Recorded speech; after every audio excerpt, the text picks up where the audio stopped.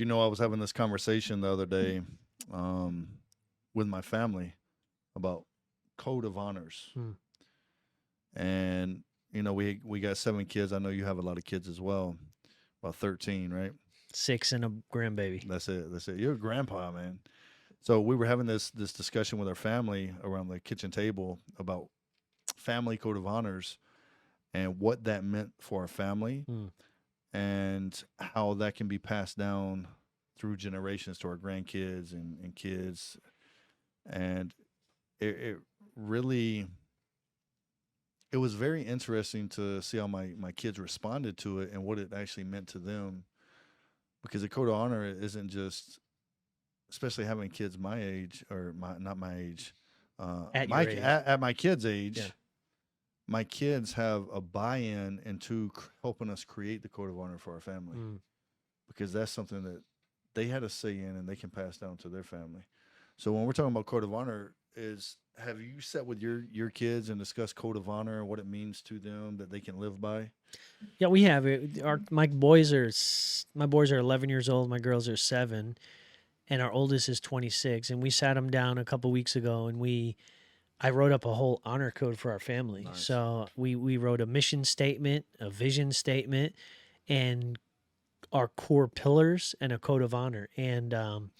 And I'm working on a code of honor right now where we're actually going to sign it as a family. We're all going to sign it, commit to it, and we're going to be loyal to it because the problem is right now we have a generation of weak people.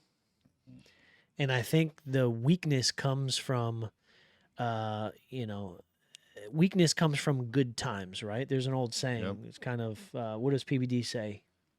We'll have to look that up in a minute, but weakness comes from good times. When you are having too much a good time, you forget your discipline and you forget to have that code to live by, and you end up becoming a weak leader. And so we have men that are abandoning the family, men that are abandoning the household and not training their kids in the way that they should go, and the Yep. kids are unfortunately departing from them, departing from their So ways. weak man creates hard times. Hard times create strong men. Strong men create weak times because we make it easy for everybody. Mm. I'm not sure. You guys know how the saying goes. Yeah, yeah, If not, research it and let us know in the comments yeah. exactly the saying. But um, I know we're out here scared about guns and we're scared about all these different threats to society. But the number one threat to society is a weak Mm. man who can't control his own freaking emotions. Right. He's the most dangerous man in the world. So here it is: hard times create strong men create good times create weak men. Uh, That's what we were missing right there. And then weak men create hard times. And it's a I think cycle. I think we're in a I think we're in the weak men cycle. Yep. There's some freaking weak men out there, especially in leadership. So what's to say weak men create? Weak men create hard times. So the next cycle is the It's next hard generation times. is going to be creating some strong men. Correct, But because hard times create strong men. And like if you think about it, think about our grandparents. If you know your grandparents, some of the us may great the not Great know. Depression. Think about your grandparents. Some Yep. of the hardest men that you've ever, Yep. hard working, mentally hard, physically, like they knew they knew what they needed to do to serve their family. And their mindset was, I'm going to give my kids what I wasn't given. I'm going to give them a life that I didn't have. And then what did that create? A sense of entitlement. And now you got the Gen Xers Yeah, that gave their kids every freaking thing. And now right. they don't even want to work for anything They don't anymore. even want to hold a job. Yeah. So I tell it's, my kids all the time, and I wake them up first thing in the morning. We're starting to train them on routines, mm, right? So we're getting up first thing in the morning. We're reading our word. We're having a little bit of family devotional time before they even look at their damn screens, yep. right? Before they look at their iPads, they jump on games. Boys, you better read 10 to 20 pages before you jump on that screen because they spend all day playing games and all that stuff. So we're trying to instill discipline in our kids now, and they push against it. Like Yep. they don't always want to do it. But I'm teaching them, you will understand when you're older, boys. Just trust me right now. It's going to suck for the time being, but when you're older, that discipline is going to follow you in your entire life. It's the same thing. Like you have a pastoral background. It says, "Spare the rod, spoil Spoil the the child." child, Now the rod is for not sure. beat them. Sure. I The think the rod is rod discipline, represents exactly, discipline. Yeah. exactly.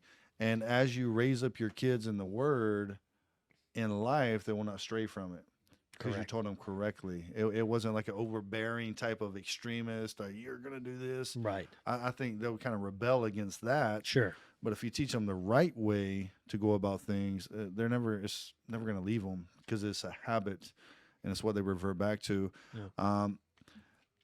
It's good to have a family. If you're married out there, you got kids, or in the future you hope to be married and have a family of your own. It's good to set some family core values. But before you can do that, you have to have some personal core values, your Yeah. standards, your expectations for yourself that can then develop those family core values. Because that's where it comes out of. Yeah, I can't expect my family to do something that I'm not willing Correct.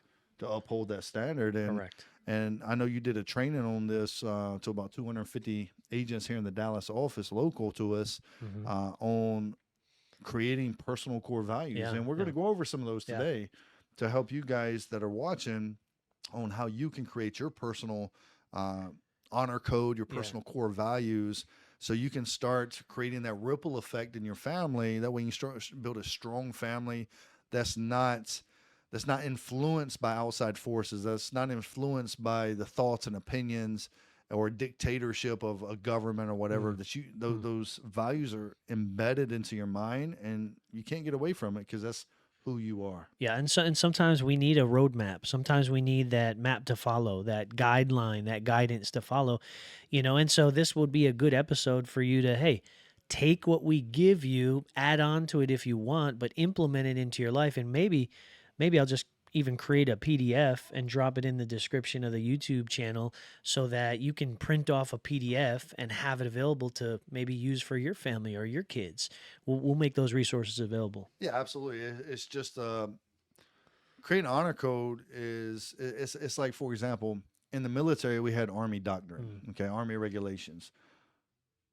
You couldn't take from, but you could add to. Right. Does that make sense? Sure. And you could adjust it as the time seemed fit. So a family honor code, a personal honor code, is just a set of guidelines, right? You may have to adjust it, like curfew at this age, Sure. and as they get older, obviously curfew is going to change. You're setting some boundaries, stuff like that. So you can adjust those, Right. as your family grows, and then add to as you elevate your mind, as you become the next best version of yourself.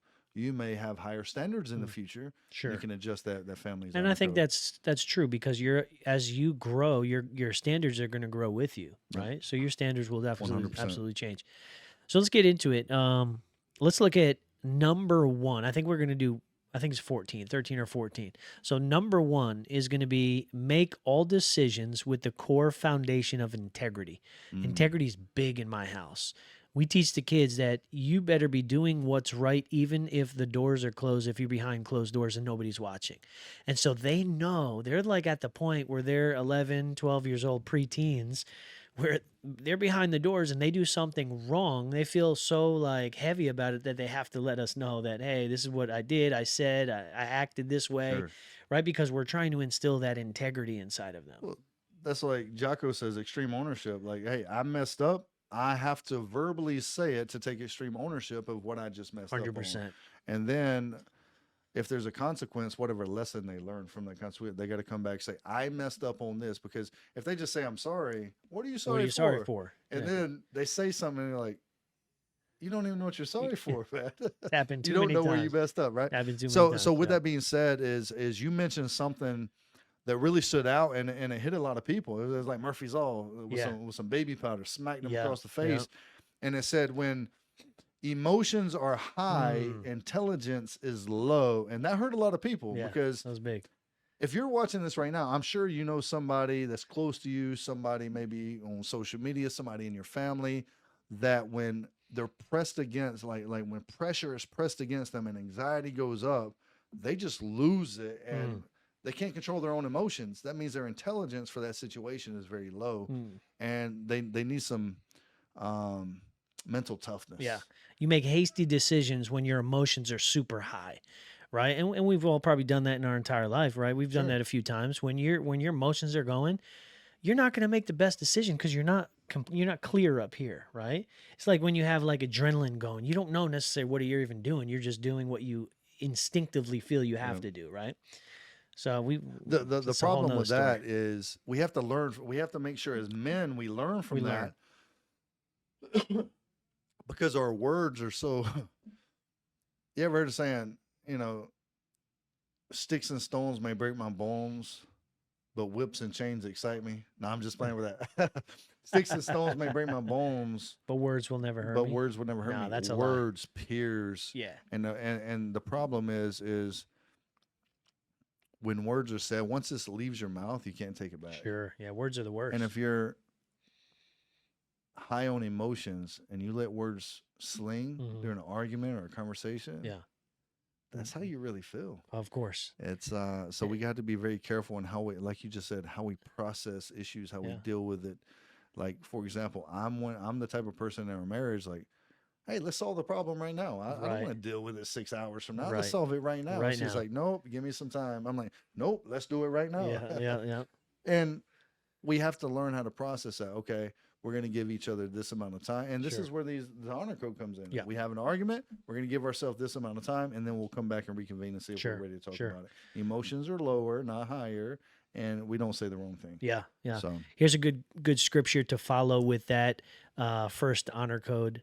A good name is to be chosen rather than great riches, and favor is better than silver and gold, right? So that just goes with always making decisions with the foundation of integrity in mind. You want to go through number 2? Proverb that quote was Proverbs 22. Proverbs 22:1. Yeah. If you're finding some value from this already, go ahead and let us know in the comments. Let us know what your biggest takeaway is thus far, and yeah, let us know what your favorite proverb is. By the way, There you Proverbs is a powerful book. Proverb a day keeps the devil away. That's it. And there's 31 proverbs. There you go. So one proverb a day. That's read all. one. I actually just printed out a Bible study plan for my kids to read one proverb a day. So anyway, Nice. you take number 2 and 3. So number 2 is I will focus on my strengths rather than my weaknesses. That's powerful, man. It's if we in business in the military we used to do something called a SWOT analysis: strengths, weaknesses, opportunity, and threats to us growing and conducive to our growth. So there's a cliche saying that you have your strengths, you have your weaknesses. You need to work on your weaknesses to get them equal to your strengths. And I disagree with that. I need to work on my strength. Like I need to magnify the hell out of my strengths so my weaknesses doesn't look so big. Right. Does that make sense? 100%. If I'm in business and I'm building a team, I'm going to focus on my strengths. I'm going to build people. I'm going to recruit people, attract people who has my weaknesses as their strengths. Right. So a diverse team of people Right. with different skill sets and attributes. Yeah, and if you're an entrepreneur, they say stay in your lane, right? Do what you do best and outsource the rest.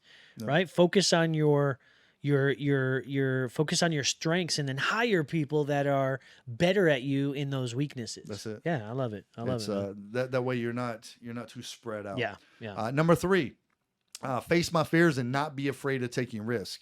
How many of you right now are scared of taking risks, scared to get a little uncomfortable? The only way to overcome fear is to face it head on. But the biggest problem, and they don't teach us, think about it as a kid. As a kid, they're out there jumping, rolling. They get hurt. They don't cry. They look up at the parents, and they see how the parents react to know how they should respond. Yeah. Oh yeah. It's the kids are fearless. Fearless. So fear is created by the environment in which we grow up in or the environment in which we're in every single day. Yeah. So when it says I will face my fears, fear is created from the mind. So fears aren't real. We create those fears. So when it comes to taking risk, you ever heard of the saying, without risk, there is no gain, or make sure the risk or the reward outweighs the risk or stuff like that. I'm a risk taker. Sure. I think most entrepreneurs are risk takers because if we don't take the risk, we're going to be settling for average and ordinary and a life of mediocrity. Yeah. I'm thinking about my grandson right now. He's 3 years old. The dude will climb on the top of the refrigerator and want to jump off like Superman. And meanwhile, I'm like, yeah, go for it. Michelle, my wife, is more of the nervous Nelly. You know, she wants Sure. to make sure the kid doesn't get hurt. He's taken care of. I'm like, let him fall. Let Yeah. him learn his lesson, you know, because exactly what you were saying, he looks to see how we're going to respond to what he does. So if he falls and hurts his knee or scrapes his knee, he immediately looks up. If Michelle's like, oh, baby, he's going to start the waterworks, Yeah. right? But if I'm like, come on, stand to your feet, let's go, let's keep going, Let's do he's it. like, okay, well, let's go, right? And It's then you got to do it crazy. again. Yeah, I remember of course. PBD told us a story about he took his kids skiing. Yeah. One of his kids came down the mountain and just face planted, started crying, and he knew at that moment he had a decision to make. He could have said, it's okay, let's go in the house, you don't have Yeah, to worry about yeah. it. He said, I would have ruined my kid's life from that moment on. He would have never skied again because Yeah, of that fear yeah. that he created. He said, brush it off, let's go again. I love it. And just did it again. So it's, man, it's amazing what we can do as human beings when we're willing to take a risk and push our limits and find Yeah. out who we really are. So Yeah. there's also a Bible verse here, John 20:29. It said, blessed are those who have not seen and yet have come to believe. Mm, So it's for those that say, I have to see it in order to believe it. That just means you lack faith in yourself. You lack Yeah. faith in something bigger than you. I love it. So That's good stuff. All right, number 4, embrace confrontation and adversity rather than ignore it. ignoring it doesn't Wow. make it disappear. Doesn't make it go away. disappear. It actually festers. Yeah, that's it. And it and gets grows. bigger and it gets worse. Yeah, like we're building an insurance team, right? The biggest, baddest insurance agency that the world has Hell ever yeah. seen, right? And we're dealing with a lot of different personalities. And we're dealing with some positive personalities and some negative personalities. And with building any organization, you're going to have the good, bad, and the ugly in people. And so if we would allow a snake to come in and start to slither around our agents and cause negativity and cause division, and we didn't confront that snake, for lack of better terms, our whole organization would crumble in full. I got mothballs outside my office keeping snakes away. Mothballs, onion cloves, garlic cloves, onions.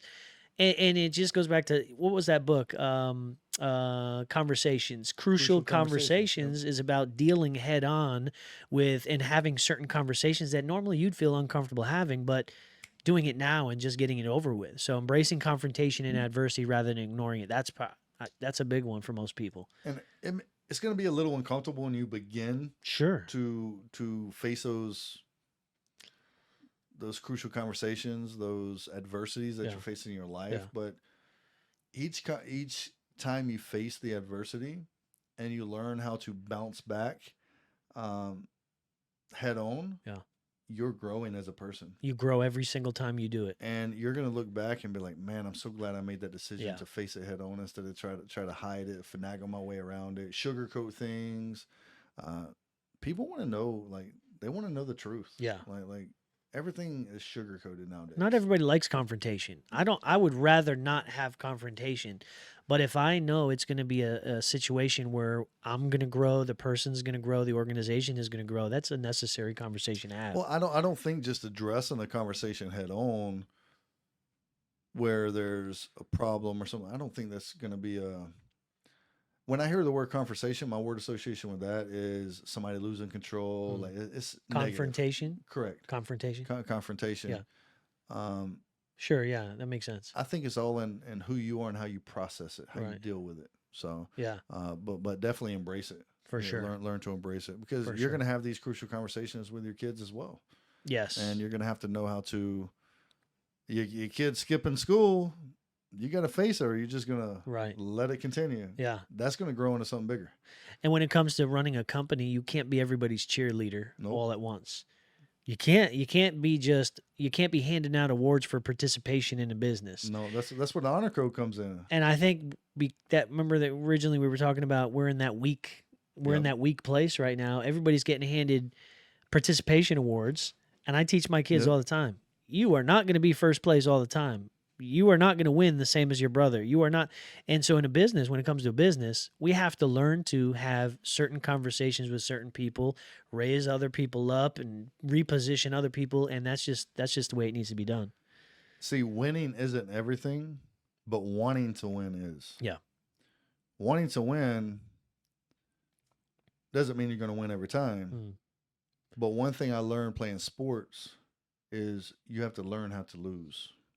There you go. Yeah, That's that's where important. the sore losers who try to like, they're gonna hate me for this, but look at LeBron James, right? Yeah, If he loses, yeah. he's gonna blame it on the refs. He's gonna Blaming blame it on everybody the else foul. He's gonna for blame it sure. on something.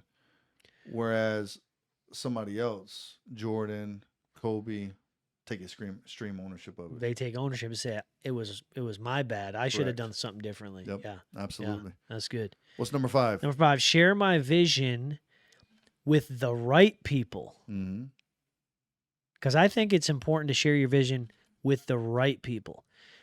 And there's a little change in what we were going to say, but now that I'm thinking about it, if you share your vision with everybody, there's going to be haters and doubters, and it could crush you in certain areas of your life. So I think a core value that's important is sharing your vision with the right people. What do you think about that? Well, Would you share your vision with everybody, or would you share it with very specific people and be calculated about that? well, God didn't give everybody my vision. Hmm. So one of the biggest things I see in our industry is people come to us because they're tired of the 9 to 5 grind. They're tired of clocking in, clocking out. They're tired of living paycheck to paycheck. And they said, I know there's something else out there for me. I want to find out what it is. Mhm. And they're seeking entrepreneurship, business ownership, becoming their own boss. And they want to sign the front of the paycheck. But they take that vision and they go and share it with somebody who wants to sign the back of the Sure. paycheck, and they get wrong advice. Right. And they're getting the advice from people that they love and care for, that they have on a pedestal, Mhm. their aunts, their uncles, their cousins, their grandma, their brother, their sisters, and they respect them and love them, and that's why they value their opinion. Yeah. But without the understanding that that person can't even understand your vision, therefore they can't give you sound guidance There for you that. go. Yeah. So you're sharing your vision with the wrong people. Right. So Yeah. if I want to become a successful entrepreneur, I need to go share my vision with another successful entrepreneur that can give me some sound guidance. So it reminds me, you had recently said, you also made a Facebook post about it, that you're in the process of reinventing yourself. Sure. And not everybody is going to be a fan of it or like it. Sure. Do you think that if you go and tell everybody your plans to reinvent yourself, that everybody's going to champion you to the top and congratulate you? Or some people are going to be taken back and be like, what are you talking about? So I got 2 answers for that. I'm not telling everybody what I'm doing, but I am telling everybody that I am reinvent myself. Watch out for what's to come. Gotcha. You're either going to like me or you're going to hate me. Mhm. I'm telling them that so they can prepare themselves. And then once it happens, they see the change. I'm also telling them that to hold me accountable. Mm. Because in order to recreate yourself, I have to be consistent in the positive things that's going to help me become the next best version of myself that Yeah. I want to become. So I share it with people, whether they understand it or not. Yeah. Okay. But that's different than my vision. Sure. I'm telling them what I'm doing currently. Got it. Does that make sense? But you're not sharing the intricate details. I'm not telling them exactly what I'm doing, how Yeah. I'm doing it. Sure. They're not going to understand that. Except for a few people around you. A few Yeah. people, my inner Gotcha. circle, Yeah. and the inner circle is tight as hell, Mm-hmm. right? It's, I think it's you tight, gotta have a tight because circle. it goes back to those snakes. Yeah. I don't know who's for me, who's not for me, Mhm. but I know my inner circle. Honor code, values, principles, Sure. high ass standards for themselves and for their families. I can rock with that all day long. Yeah. So I have to find out before anybody is able to get into the inner circle. I have to find out, how do they respond in times of crisis? How do they respond in a financial setback? How do they respond when there's a marital problem? How do they respond when there's a death in the family? Yeah. Especially as business partners, like, are they just going to ghost me for weeks at a Sure, time? And I'm sure. like, shit, man, you just left me hanging, Yeah. and I got to go find you and hunt you down. Right. Or are you going to show up no matter what? Because that's the standard and expectation we set for our business agree. and for our families. I agree. So it's hard to find those people. Not gonna lie. they're out It's hard there. to find them. There's 8 billion people in the world. Sure. We can find a couple hundred people Yeah. to be elite, Yeah. because what we're looking to do in this financial space, this industry, is to completely change the communities. And it's going to take some freaking soldiers, man, to go out there, be vocal, Warriors. have courage, have high integrity, high standards and expectations for Yeah. themselves. So that's the type of people I want to share my vision Yeah. with and rock with, man. It's gonna happen. Yep. I'm excited about it. The scripture that we can put with that is Proverbs 29:18. Where there is no vision, people perish. That's it. I like that one. Where there is no vision, people perish. Yeah. For example, I have another saying as well. It's not a scripture, but where there is no vision, the business will perish. Oh, the Book of Jesse. The book of Jesse, right? Jesse is the father of David. There you go. Right? There you go. So where there is no vision, the business will perish, and we've seen Mm, it happen sure. in corporate America. I mean, Circuit City, Electric Oh, yeah. Avenue, Oh, Toys yeah. R Us, Walmart almost perished because their vision, their leadership that they had in place was like so. They're small, so such a small thinker. Amazon almost took them out. Yeah. Think about the leadership in America today. What's Mm-hmm. happening to America? Mm-hmm. America is starting to perish Sure. unless we get some strong leadership there Sure. Yeah. that's vocal and that won't take no for a damn answer, Yeah. right? Yeah. And that'll drop bombs on their ass, right? Mm. But anyway, number 6, we got to work on growing and bettering ourselves in every aspect of our life, not just one aspect. I know we have a saying here that there's 5 things that we work on. I know we always say faith, family, fitness, finance, but we also work on what is it? Faith, family, fitness, finance, and fun. And fun. Right? We got to have fun in Gotta things have that fun. we do, man. The For 5 sure. F's. Our kids, and I know your kids are of the age where they're starting to do this. I don't know if you're doing it yet, but they're starting to do this. At our company, we have a book of the month. Mm-hmm. So we have our kids reading the same book of the month as well. Yeah. Some it's a little above. Some of the books are a little Sure. above their comprehension level. Yeah. I don't want to say reading level, but comprehension level. But we still have them read it. Sure. And then we have them, if they don't understand the word, they go to a dictionary and learn it. Mm-hmm. Because we need them elevating themselves. If they do what every other kid that's 10, 11, 12, 13-year-old is doing, playing video games, then somebody's got to lead that generation, man. And I tell my kids, why not you? Why not you? Next doctor, lawyer, president, judge, senator, congressman, congresswoman. Why not you? Yeah. Yeah. And if you do what everybody else is doing, you're just going to get the more of what they get. Average So and what I've ordinary. been doing is I've been looking for leadership books, and there is leadership books that are also written for teenagers, right? So I'll look at, for instance, I know we did a year ago. 7 highly effective habits of teens, right? teens. Yeah, we Yes. did that as well. Yes, and so that's actually the book right now that my kids are reading. Nice. It's the 7 Habits of Highly Effective People, but for teenagers, Yep. by Stephen Covey. And every morning I have my boys waking up and reading 10 pages of that book. And after they read 10 pages, they have to come to my office and they have to tell me their 3 biggest takeaways of that particular 10-page Nice. chapter or whatever they wrote. So, but there's books like Rich Dad, Poor Dad for teens, Cash Flow Quadrants for teens, lots of John Maxwell books that are for teens as well. So, and when I say teen, it could be preteen as well. It could be 10, 11, 12. As long as they can read and they have a good competency of understanding that book, it'll be good for them. But They even have remember the book The Energy Bus? yes, They have the Energy Bus for teens. do they? Yeah. I'm gonna get that. I'm gonna get that this month for July. That's gonna be That's their a book. powerful book. That's gonna be my family's book in July. The Energy Bus for teens. We had our kids read Outwitting the Devil too. Oh, I that's said, good. you better not be a drifter. That's a heavy book, though, man. Napoleon Hill, Outwitting the Devil. Ooh, man, that's a heavy book. Yep. Good book. He's having a conversation with the devil. Yeah. And the It's devil, so real, he's though. asking questions. You got to listen to the audio. Don't read Yeah, it. Listen yeah. to the audio version. Like, oh Yeah, man, so good. So powerful.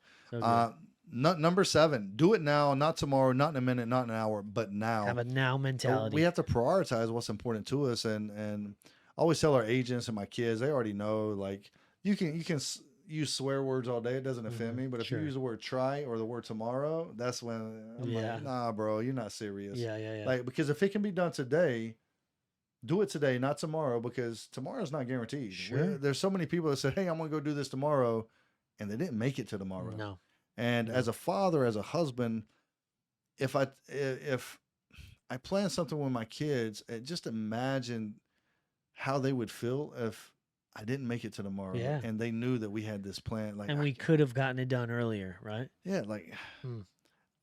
we can think we have time to do it. Yeah. Like, I can think I got 10, 15, 20, 30 years. I mean, the Yeah. average age of death for a man is what, 72, 73 years Mhm. old. I'm turning 40 this year. So I'm like, oh, I got 37 more years to do this. Yeah. I don't know that I have that much time.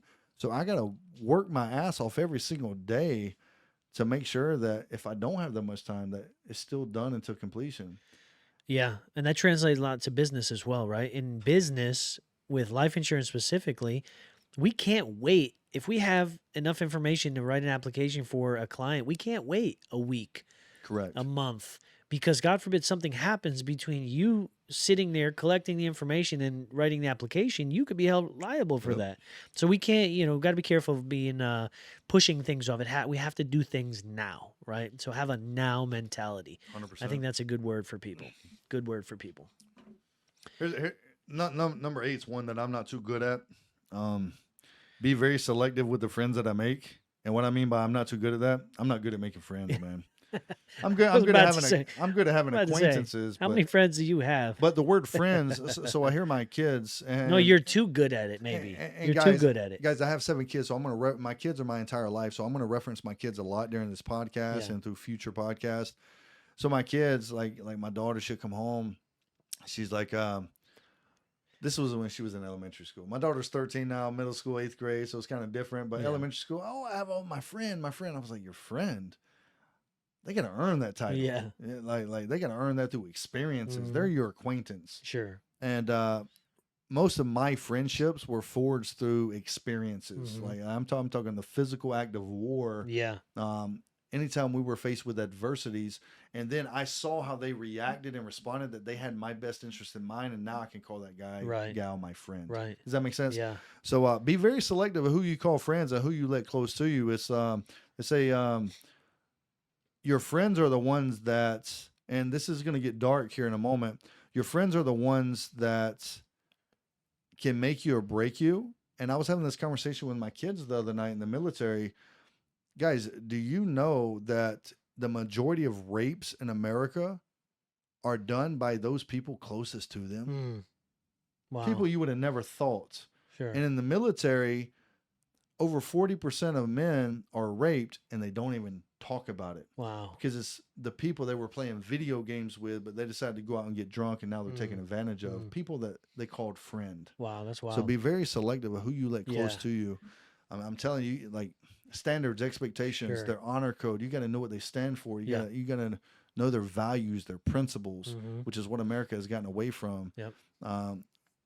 You got a Bible verse here. Yeah, yes. Proverbs 13:20. Whoever walks with the wise becomes wise, but the companion of the fools suffer harm. Everything you need to know about life is in the Bible, guys. We're not trying to push religion on you, but we're sharing principles, right? There's a lot of good deep nuggets and principles in the Bible, right? But that's powerful, because in business you need to be careful of who you let in your circle, but also in your family you need to be careful Absolutely. who becomes your friend in your family. Number 9, expect to win and achieve greatness. Oh, that's powerful. That goes back to a lot of books we're reading. It talks about having the mindset of greatness, knowing who you are, knowing what you need to do in life to become great, to get to that next level. Waking up in the morning knowing that you are the greatest, right? Muhammad Ali, that's the biggest I'm the greatest. person I can think You're of just a fool. with the greatest purpose and the greatest conception of greatness was Muhammad Ali, because what is the word I'm looking for? It just came out of him. Yeah, it came out of him when he was speaking to people. I am the best. There is nobody better than me. I am greatness. And I think that's important as men. We need to know that we're great. I think the difference is he believed it. He believed it. Has a level of belief, and that's where confidence comes in. So no matter what you're doing in life, whether it's business, whether it's skateboarding, playing basketball, you're going to get that confidence through the competence. And competence is knowing your skill set. Okay, so for example, think about what you're currently doing for business. Are you 100% at it? Can anybody ask you any question about your field, your industry that you're in, and you can answer it without stuttering, trying to think about it? If you can, then you're at a level of expertise that you can call yourself great, and you can have that level of confidence, say, I am great, I am the best, nobody's better than me. It's because you worked like hell to get there and earn that type of belief. And if you're not at that level of belief, you got some work to do, and that's okay. We all have to start somewhere. In the insurance industry, I feel I'm not the best of the best, but I'm freaking up there, man. And I walk around knowing that I'm top 2% and I'm not number 2. If that makes any sense. You know what I'm saying? Like when I sit down with a client, I know that I can solve whatever problem they're looking for. Sure. That's within our scope of expertise that our products can actually solve. Right. If it's outside of what our products can actually solve, we we refer them over to some of our To another partners. expert. Yeah. Correct. Yeah. So there's a scripture there. You want to read that? Yeah, it says if you it's Mark 11:23-24 from the book of Mark. There you go. There you go. If you do not doubt in your heart, but believe that you will say, or that what you will say will come to pass, it will be done for you. So I tell you, whatever you ask in prayer, believe that you have received it, and it will be yours. Boom. It goes to what Napoleon Hill was writing about this. Of course. If the mind of man can conceive and believe, he will therefore achieve it. Yeah. And man, it's so powerful. The mind, everything's mind. It's all mind. Mindset. All starts with your mind. All right, guys, we're winding down here. If you found value, drop your most favorite nugget in the comments.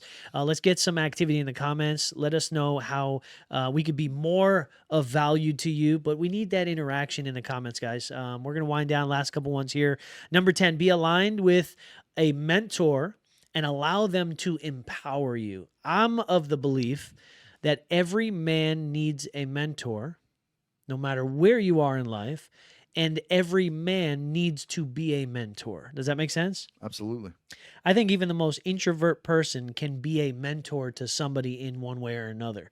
You just have to find that inside of you. You have to find that inside of you to be able to give back to somebody. Well, I'm introvert, situationally extroverted due to our line of work. You see our office.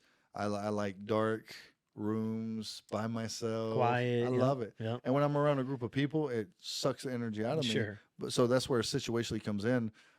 When it comes to, for example, the military, be one, build one. Yeah. Be a leader, build a leader. Yeah. In life, be a leader, build a leader. Lead by example. Sure. And those people will follow you. Yeah. Does that make sense? That's really good. Yeah. You remove title, you remove rank. If you're a true, everybody knows when they walk in a room, they know who the leader is. Yeah. Without no. Now, if you're somebody that walks up and somebody says, "Hey, I'm the leader of this," you're not the leader. Sure. Right? Sure. If you got to mention, everybody knows who the leader is. And that's where, that's one thing I did like about Google is they believe in something called emergent leadership, where it doesn't matter. Like let's say we all get in a group. Like for example, let's say I'm the leader of this group. If I believe I'm the smartest guy in the room, I'm like a dictator. I'm managing. I'm dictatorship. But emergent leadership is okay. We're gonna have a focus group. We're gonna throw a thought in the group, and we're gonna get opinions from everybody. How would you do this? How would you do that? And then based on the group's consensus, then that's how we decide to move forward. So it gives everybody an opportunity to throw their thoughts in. And I'm sure it allows the cream to raise to the top, right? They feel like they have ownership of something. Yeah. So, and when people feel like they have ownership of something, they're like, I can rock with it. I can grow here. I remember a couple of things we did in high school when we'd go out for like team building exercises. They'd take a room full of, just knuckleheads, students in a classroom. They'd take you into the woods. They'd throw you in a chaotic situation. Where's the story going? Just pay attention here. Right, so it's more of a leadership building type stuff. So they'll throw you in the woods, and they'll put you in a chaotic situation, but they'll allow a person to take charge. But they're not going to tell you who's going to take charge. But naturally, the leaders will come and start directing. Hey, we need to do this. We need to go here. We need to move this. We need to move that. Or how do you get across an obstacle? The people that have that leadership, personality characteristic built inside of them are going to raise to the top. So I like that, how Google does that as well. But everybody needs to have a mentor, and everybody inevitably needs to mentor people. 100%. I 100% agree. Most people want to win in life, but they don't have a coach in their life. Yeah. They don't have a mentor in their life to show them the way. Yeah. Proverbs 15:22, without counsel, plans go wrong, but with many advisors, they succeed. What's number 11? Number 11, be overly prepared rather than unprepared. There's a saying, the 5 Ps. Proper planning prevents piss poor performance. Yep. So that's big if you're a business owner, entrepreneur, if you have a team, you have to plan. It's I know, like for our weeks, we prepare the day before for the next day. Sure. We don't wake up in the morning and say, okay, what am I doing today? Right. No, you figure it out the day before. That way you're planned, you're prepared, and you can go into it and attack the day. You execute it. Yep. Yeah. That's it. And by doing that, it eliminates stress. It eliminates anxiety of having to make those decisions on the spot. Sure. So we got 2 more to go.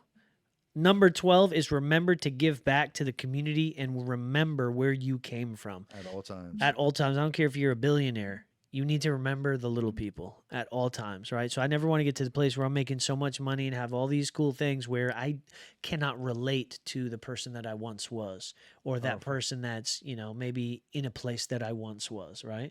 And I think our coaches, Matt and Sheena Sapala, give a good example of that. They can relate to a person. Matt can talk to somebody eye to eye, and give them 100% of his attention at all times, and he's making $150,000 a month, right? He's making $2 million a year, but at the same time, he can relate to the person who is living paycheck to paycheck. Yep. So that's a good example. So always remember. Always remember the power of broken. There's a Bible verse, Luke 12:48. I actually have it tattooed on my arm right here as well. Nice. To whom much is given, much will be required. I can't expect God to bless me in abundance if I can't even handle what I have right now. Right? Many of you are out there praying for more money, but you can't even be a good steward of the money you currently have, or the situation that you currently have. Sure. So God's not going to bless you in abundance until you pass this test at all times. Number 13, always humble myself and keep in mind that it is through God's gift that all success has come my way. To God be all the glory. Yeah. Yep. So it's always keep yourself humble. I used to have. All right, so I grew up in church, youth group every Wednesday, church on every Sunday. So it was a Sunday morning, a Sunday night, youth group on Wednesday night. So I had a good relationship with God. And then my sister was diagnosed with leukemia when she was 4 years old. She's 18 now, so there's quite an age difference there. But I started blaming God. And I started blaming him for doing things to an innocent little girl. At the time, I didn't know it was to get somebody back on their purpose, to fulfill his purpose. And I started, in my last marriage, I would do things because my love language is words of affirmation. So when I would do something, she would give God all the glory and all the credit and never mention me. I used to get pissed off, man. I'm like, it's not God, it's me, Yeah. Because I was having that separation between my relationship with God. It wasn't there. Sure. And now when I'm able to look at this, because now I do have a relationship with God, now I'm looking at it and I'm like, God, it was all you. Right. It was everything that we do, the money we make. It's not ours. It's what's about Christ's riches at that's what grace is. God's riches at Christ's expense. Yeah. So everything that we have in life, it's God's.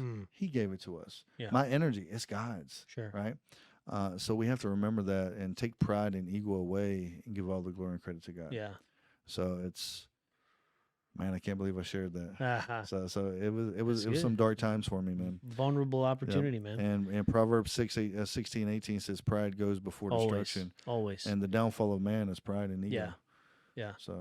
So guys, I hope you found value in this. Having a code of honor, living by standards, raising your standards if you have them low right now, knowing that you can always get better, you can always do better, you can always help your family get better, you can always help your business get better, but it has to start with you.